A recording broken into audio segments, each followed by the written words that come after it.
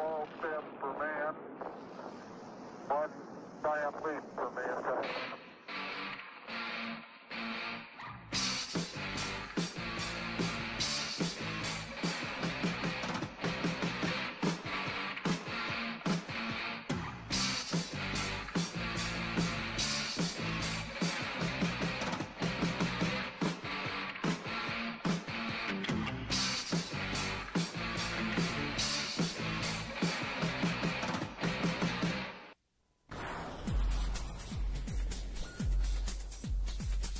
Noah's Search, Probing Satellite Imagery for Lost Ark. Moviegoers will recently treat to Noah, an epic story of bravery and sacrifice from the Old Testament, a saga in which the titular character takes on the divine mission to build an ark to save creation from an apocalyptic deluge. Outside the big screen, speculation has swirled for decades that the leftovers of Noah's Ark hug the heights of Mt.Ararat in eastern Turkey at a spot known as the Ararat Anomaly. In true detective jargon, call it an anomaly of interest. Satellite imagery and analysis may make it possible to resolve the mystery. Portia Taylor, a professor of paralegal studies in the School of Professional and Continuing Studies at the University of Richmond, has led the search into the Mt.Ararat Anomaly. Taylor's quest began long ago, he said. The cognitive genesis of my journey began in 1973, some 41 years ago. In my junior year as a cadet at West Point, he told Space.com.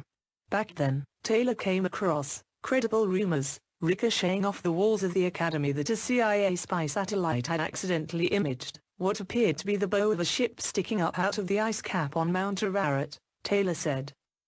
A couple of decades later, Taylor launched his own satellite declassification initiative investigating the Mt.Ararat anomaly imagery.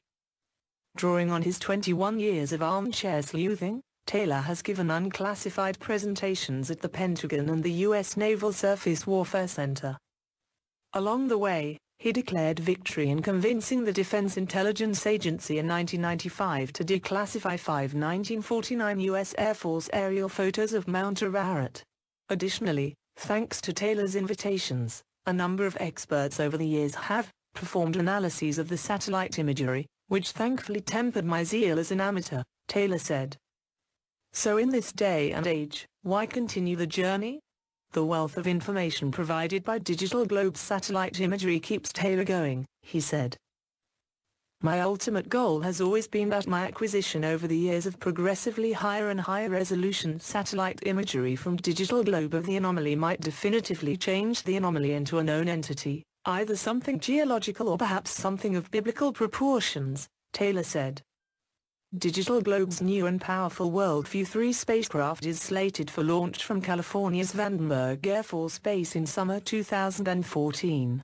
Among its customer-provided attributes, the satellite will yield 31 cm, 12 inches, panchromatic resolution, making it the highest resolution commercial satellite in the world. Digital Globe's constellation of satellites would be the envy of Indiana Jones, Taylor told Space.com. I'm grateful and humbled that Digital Globe has flown numerous gratis missions for me over Mt.Ararat over the past decade, especially the QuickBird satellite mission of February 2003 that captured the boat-like form of the anomaly at 15,000 feet, without excessive amounts of snow and ice cover.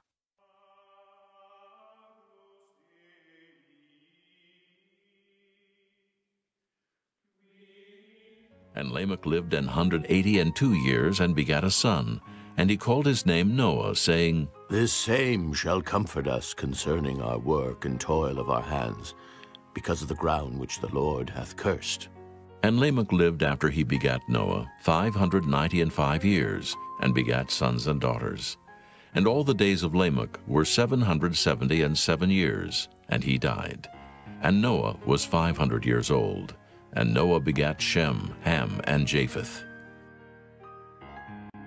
Chapter 6.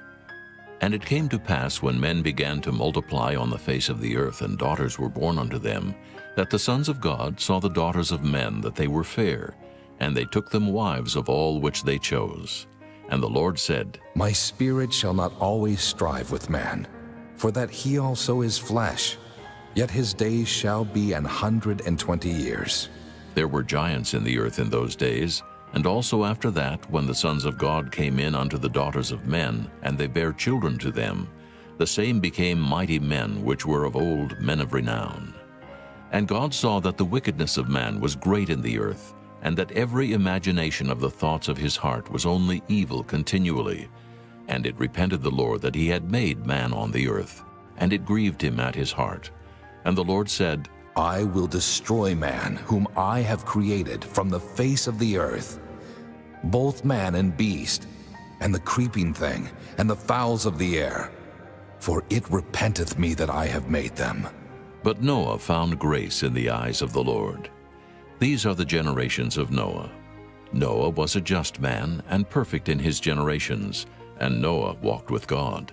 And Noah begat 3 sons, Shem, Ham, and Japheth. The earth also was corrupt before God, and the earth was filled with violence.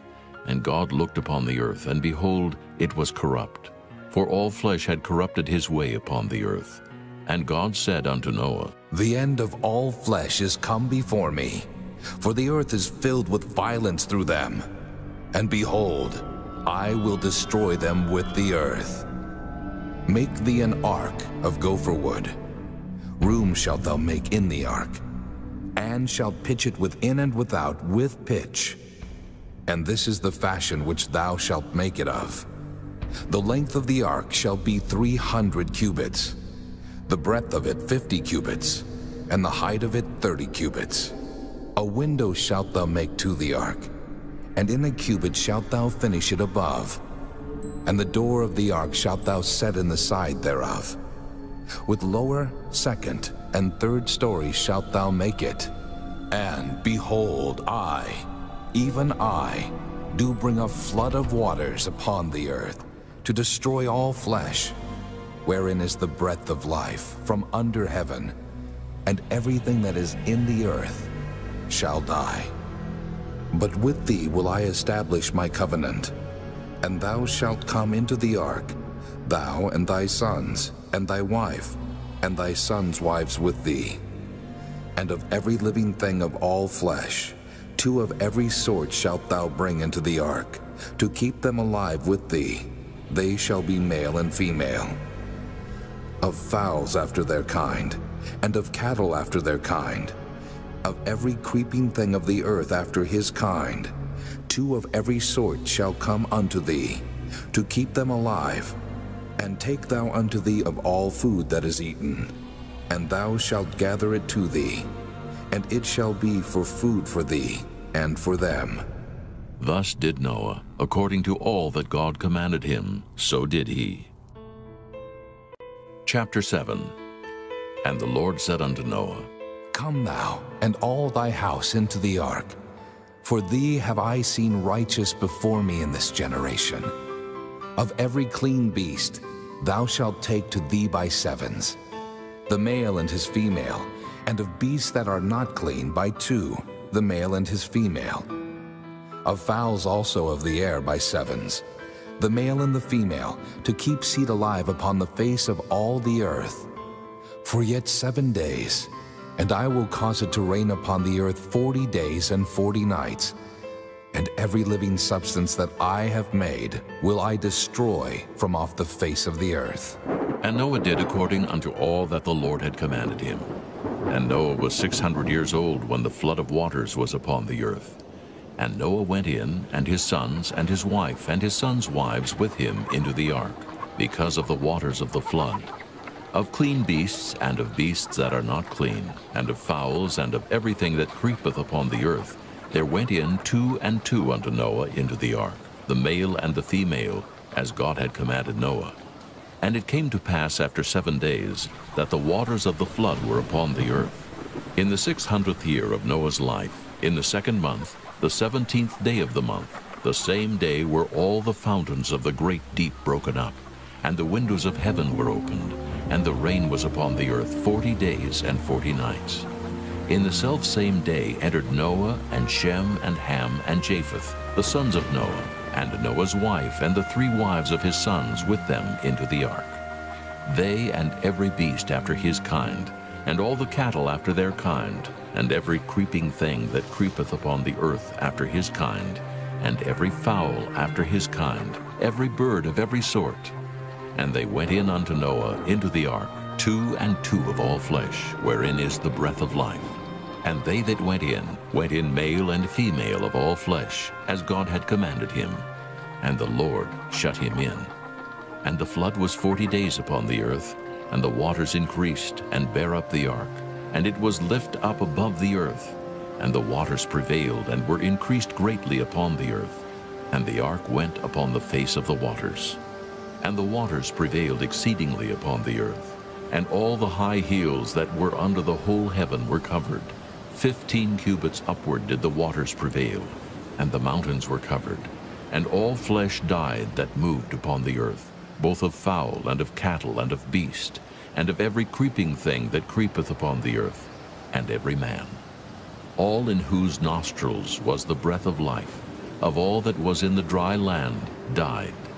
And every living substance was destroyed, which was upon the face of the ground, both man and cattle, and the creeping things, and the fowl of the heaven, and they were destroyed from the earth. And Noah only remained alive, and they that were with him in the ark. And the waters prevailed upon the earth 150 days. Chapter 8. And God remembered Noah, and every living thing, and all the cattle that was with him in the ark. And God made a wind to pass over the earth, and the waters assuaged. The fountains also of the deep and the windows of heaven were stopped, and the rain from heaven was restrained. And the waters returned from off the earth continually. And after the end of the 150 days, the waters were abated. And the ark rested in the 7th month, on the 17th day of the month, upon the mountains of Ararat. And the waters decreased continually until the 10th month. In the 10th month, on the 1st day of the month, were the tops of the mountains seen. And it came to pass at the end of 40 days, that Noah opened the window of the ark which he had made. And he sent forth a raven, which went forth to and fro until the waters were dried up from off the earth. Also he sent forth a dove from him to see if the waters were abated from off the face of the ground. But the dove found no rest for the sole of her foot, and she returned unto him into the ark, for the waters were on the face of the whole earth. Then he put forth his hand and took her, and pulled her in unto him into the ark. And he stayed yet other 7 days. And again he sent forth the dove out of the ark. And the dove came into him in the evening, and lo, in her mouth was an olive leaf, plucked off. So Noah knew that the waters were abated from off the earth. And he stayed yet other 7 days, and sent forth the dove, which returned not again unto him any more.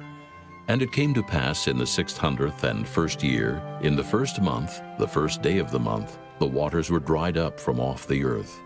And Noah removed the covering of the ark, and looked, and behold, the face of the ground was dry. And in the 2nd month, on the 7th and 20th day of the month, was the earth dried. And God spake unto Noah, saying, Go forth of the ark, thou and thy wife, and thy sons and thy sons' wives with thee. Bring forth with thee every living thing that is with thee, of all flesh, both of fowl and of cattle, and of every creeping thing that creepeth upon the earth, that they may breed abundantly in the earth, and be fruitful, and multiply upon the earth. And Noah went forth, and his sons, and his wife, and his sons' wives with him. Every beast, every creeping thing, and every fowl, and whatsoever creepeth upon the earth after their kinds, went forth out of the ark. And Noah builded an altar unto the Lord, and took of every clean beast, and of every clean fowl, and offered burnt offerings on the altar. And the Lord smelled a sweet savor, and the Lord said in his heart, I will not again curse the ground any more for man's sake. For the imagination of man's heart is evil from his youth. Neither will I again smite any more every living thing as I have done.